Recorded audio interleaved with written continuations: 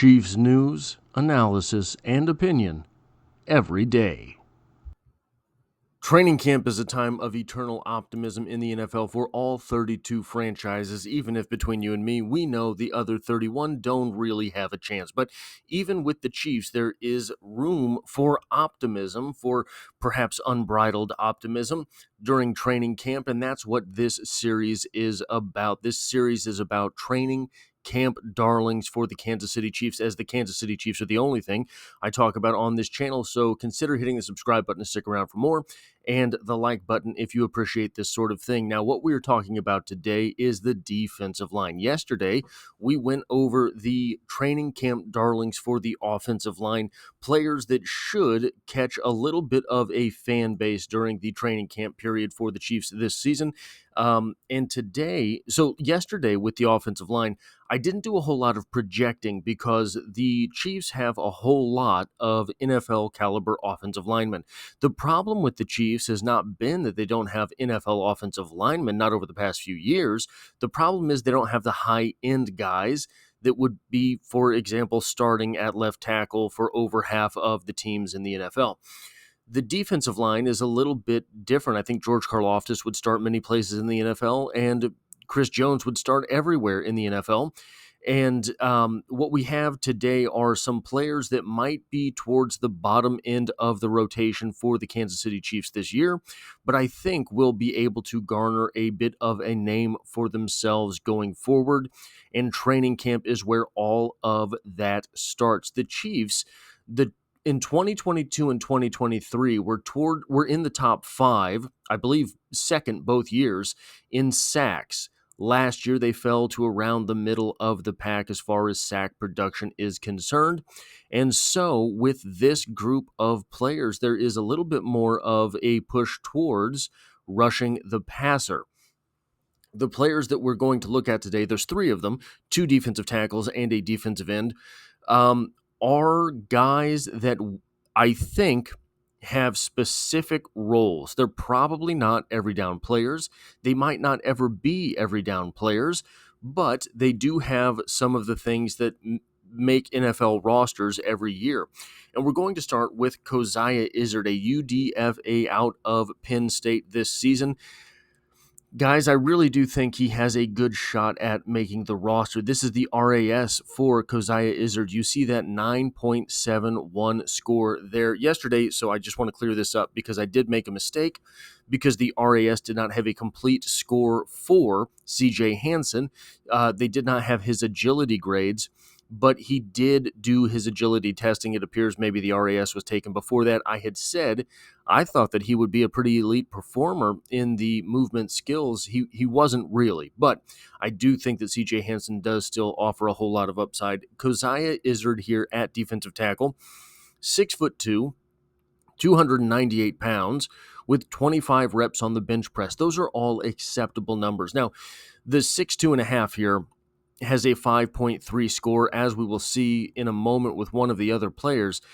6'3", a little over 6'3", puts you all the way up at an 8.07 score. So just the difference of an inch is what takes you into elite category here with height, but not all that big a deal for a defensive tackle, especially when you look at the fact that Coziah Izzard has 34-inch arms, so he can still get up into that passing lane, especially when you look down here, and he has a 33.5-inch vertical leap. That is the name of the game with Coziah Izzard. Coziah Izzard is an athlete. He is an athletic defensive tackle, 9'5" broad jump. Here's where it gets wild. A 4.85 40-yard dash at 298 pounds. He's currently listed at 305 by the Kansas City Chiefs, so I don't know exactly, did he have his 3 S's in the morning when he was doing his testing or what? But the 1.56 10-yard split is absolutely elite. A 9.99 grade there for Coziah Izzard. This is a guy who is going to be counted on to collapse the pocket. This is a guy who's going to be counted on to really disrupt the passing game for opposing offenses. A 4.52 short shuttle as well, scores an 8.46 on this scale. So you have here, you would look at this and say, why wasn't this guy at least drafted? How is it that he fell to the Kansas City Chiefs as the ranks of the UDFA? It's because of productivity. He did not have great production scores at Penn State, and we'll get into that in a moment. But this is a guy who could have been drafted, and no one would have batted an eye. You see what is an elite athlete at the position. This may be the player that the Kansas City Chiefs were hoping for when they drafted Colin Saunders. This is a guy who does provide a lot of the same type of athleticism that I don't know if he's doing any backflips, but he does provide a lot of the same athleticism that Colin Saunders never really translated to production in the NFL. And Colin Saunders would flash from time to time, but at some point, it's just time to move on from a player, and it seems that the Chiefs got to that point. So they're needing a guy at the bottom of the defensive tackle rotation that's going to come in and offer a little bit of upside versus the pass. That, I think, is Keough Izaak. Penn State, from where Keough Izaak hails, likes to rotate defensive linemen, and Izaak played 28 snaps per game last season, so he didn't play a ton, but he played quite a bit. By comparison, Omar Norman-Lott, who fell to the second round of the draft because of his snap counts, I think that is the only reason he fell in the draft was because of his snap counts, played just 17 snaps per contest by comparison. So you would like to see more consistency with a guy like Izaak's with his athleticism. You would like to see more consistency with his production, as he had just 31 tackles and 2 sacks last season, but he did have 7 tackles for loss, so the productivity is skewed towards the opposition's backfield more heavily, perhaps, than you would expect, right? Izaak does not have to be a sack machine in order to make an impact. He just has to collapse the pocket a few times per game because the rest of the Chiefs' defense is talented enough to make up for that lack of... So he's got closing speed. I don't know what it is. He's decent. He's going to have trouble, I think, getting off blocks at the NFL level without a little bit more coaching. So it's possible that this is a redshirt year here for Izaak. I think he makes the roster. I think he makes the roster at the bottom end of that defensive tackle rotation. I think it's possible that what happens is he becomes one of these guys that is called up from the practice squad multiple times. The preseason is going to be very telling for Izaak because if he is able to flash... last season, we saw the Chiefs roster Ethan Driscoll because I'm pretty sure it's because they were afraid he was going to get poached from the practice squad. That might be Izaak this season, depending on what he's able to do in those few preseason games.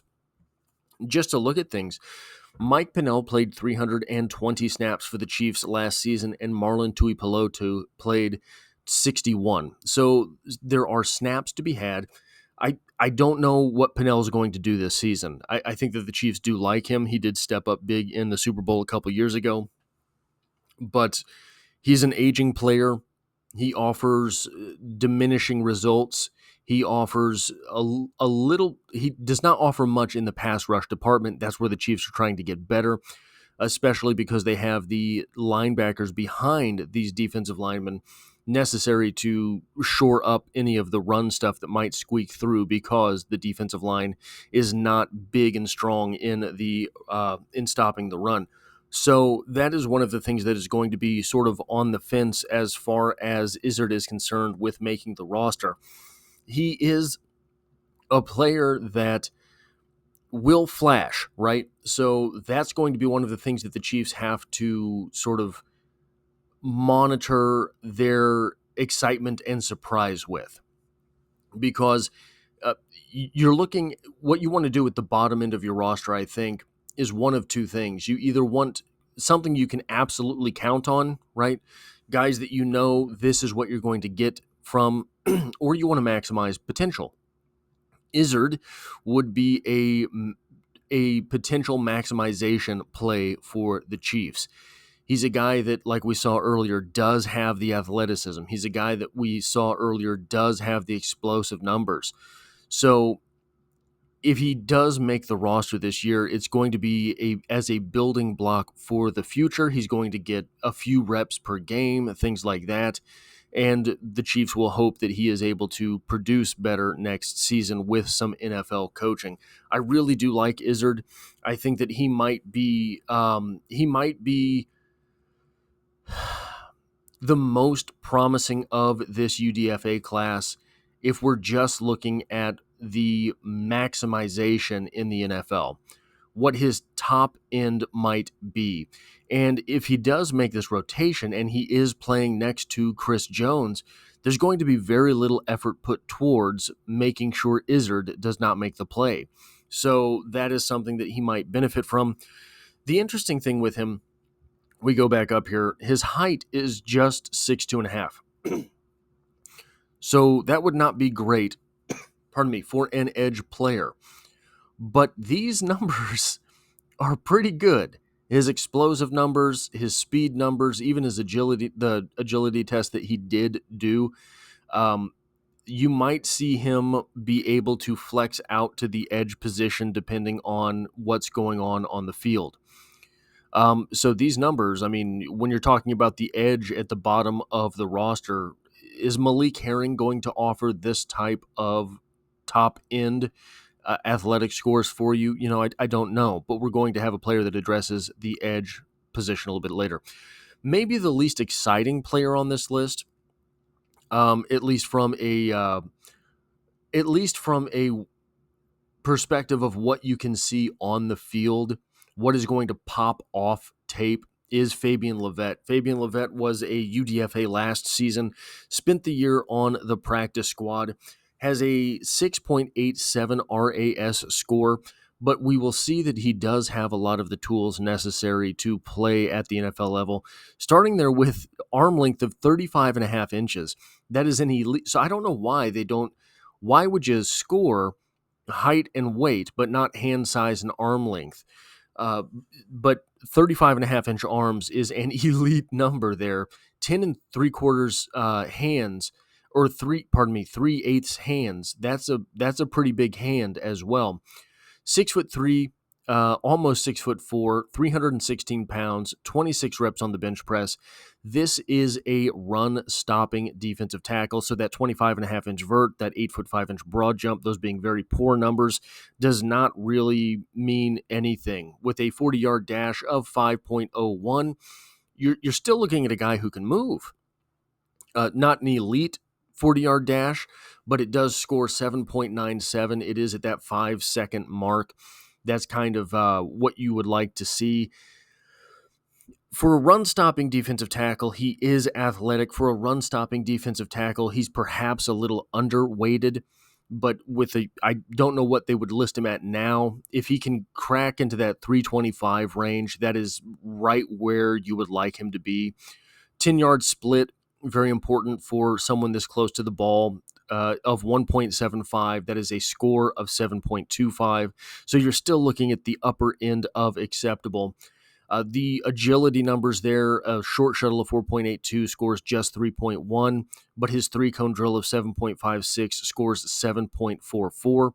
So you're looking at a guy who does have movement skills, but they're just not elite. What do you care about that if you're looking for a roadblock in the middle of the field? And that is exactly what it is that Lovett can do. He is not an elite athlete, but he has the physical tools to create a roadblock.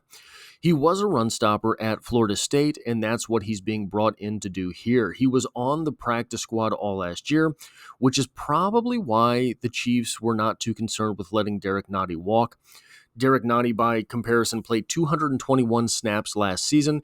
They might see Lovett as a stand-in for Derek Nottie. Mike Pennell again played 320 snaps last season, so you're looking at 541 snaps there being dedicated towards run-stopping defensive tackles. I think that Lovett has a very good shot at making the 53 this year, being rostered this year.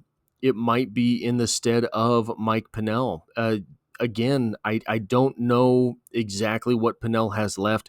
I do like Pennell. I think that he offers some veteran leadership for this group. I don't know that you sacrifice that. I don't know that you would not sacrifice leadership in a room that also contains Chris Jones if you're looking at a guy who is going to come in to stop the run. Meaning that I know that was a terrible sentence, terribly constructed sentence, but I think that Lovett offers the promise necessary at the defensive tackle position that would allow Mike Pennell to be expendable, especially if you're looking at a guy like Coziah Izzard, who's going to offer pop against the pass. Losing a veteran like Pennell, replacing him with a young guy like Lovett, if Lovett can get the job done, kind of makes sense. No one likes to hear that. Mike Pennell is a fan favorite, and for very good reason, but I just think that the roster math might mean that it's time to move on from Pennell. So that is what we have here with Fabian Lovett. Again, looking at him as an athlete, nothing terribly impressive. Looking at him with his physical tools, 6'4", we'll say 320 now, big hands, 35.5-inch arms, absolute monster arm length. So it could be something that we're looking at with the Chiefs moving on from Mike Pennell. Then we have Janarius Robinson, the lone defensive end to make this list. Another guy who has 35-plus inch arms, 10 and 7/8 inch hands, 35.25-inch arms, has an RAS score of 9.33, 6'4.5", 266, 25 bench reps, a 34-inch vertical with a 10-foot 1-inch broad jump, had a 4.69 40-yard dash with a 1.64 10-yard split, both of those in the eights. His 20-yard split is 2.7, which is weird. He is an accelerator and a decelerator in the same 40-yard dash. 4.46 short shuttle is a 5.57 score, a 7.31 three-cone drill is a 5.78. Now, the knock on Janarius Robinson is that it just hasn't worked out to this point, but he does still have the tools that made him a fourth-round pick. This is what we're looking at with Janarius Robinson, in my opinion. You're looking at someone who might push Malik Herring off the roster. Malik Herring went undrafted out of Georgia, where he was a very disruptive player. At one point, I thought that he could have been a third-round pick. His college career ended with him being injured, and he's been on the Chiefs roster ever since. He was a UDFA signed by the Chiefs. He's never really made that big of an impact on the roster. If Robinson offers more pop as a pass rusher, the Chiefs can move on from Malik Herring because the Chiefs do have an elite linebacker core, and he could push Herring off the roster because Herring does not offer the pass rush that this defensive line needs to move towards. Now, why would this be a training camp darling? Robinson is going to turn heads in shorts and a t-shirt. His build is incredible. He looks like a Terminator. And if he can translate that athleticism into productivity, even just pressures, he could be a bottom of the defensive line rotation guy for the Chiefs. And if the Chiefs, this is a classic sort of Brett Veach move, a guy who does have the tools, did not make it somewhere else, ends up on the Kansas City Chiefs because Brett Veach smells a bargain in the water. He's not going to put the Chiefs back in the top 3 of sacks alone, but that's not what he's being brought in to do. If he makes the team, it will be because he can push a quarterback off of his platform and into another defensive lineman. Basically, the Chiefs just need to create more chaos in the first couple seconds after the snap. They have the cornerbacks necessary to glue to wide receivers before that 3-second-ish mark in the play. If the Chiefs' defensive line can really sort of unholster the quarterback before that 3-second mark, that's where a lot of the hay will be made for this defense in the 2025 season. By looking at the roster, Malik Herring played 193 snaps last season. if you can get a little bit more pass rush productivity, even just with pressure rate from those 193 snaps, that is going to be a difference for this team. That is what I have for this video. The defensive line darlings for training camp. And it's three guys that I think really have a chance to make the roster, really have a chance to make an impact in the pass rush department, except for Fabian Lovett, who still at 6'4", 35.5-inch arms, he's going to be getting up into that passing lane. And that's something for which a quarterback, an opposing quarterback, has to account, right? So you're putting him next to a very tall and lengthy Chris Jones. Even if Fabian Lovett is brought in on a 3rd and 1 that ends up being a play action, what happens with Lovett being on the field is vision can be obstructed. A 3rd and 1 pass, you're looking at a play that's going to be off very quick normally. You're looking at a slant, you're looking at an in route, you're looking at something like that, you're looking at mesh. So just getting up into that passing lane can be disruptive for this defense as well. These are guys that are not going to be starters. These are guys who can offer you 10, 15 snaps per game and still make a difference. But anyway, guys, that's what I have for this video. If you like or appreciate this sort of thing, hitting a like button really does help me out, as it tells YouTube to share this video with other Kansas City Chiefs fans. And if you find yourself here by chance but not design, the Chiefs, again, are the only thing I talk about on the channel, so consider hitting the subscribe button to stick around for more. And as always, I hope to have you back for the next one.